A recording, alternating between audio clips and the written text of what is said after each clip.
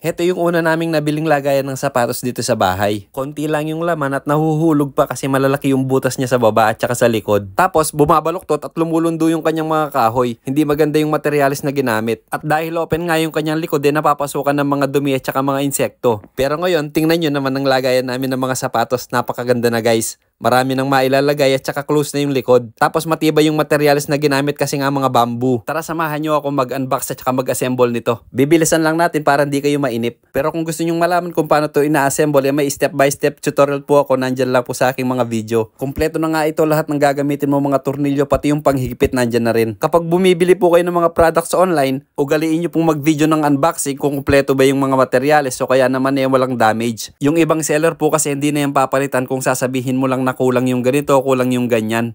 May mga seller kasi na hindi nagre-return o kaya naman nagre-refund kung wala kayong ebidensya. Kaya mas maganda ang ugaliin nyo yung pag-video ng mga unboxing kasi madali lang naman yan, mabilis lang. Nangyari na kasi sa amin yan minsan kaya naman ngayon binibidyohan ko talaga yung pag-unbox lalo kung mahal yung nabili kong parcel. Ginat-ngat ng aso guys, di ko napansin yung handle. Ito, nilagyan ko na ng mga handle to. Kulang ng isa, sabi ko nawawala yung isa.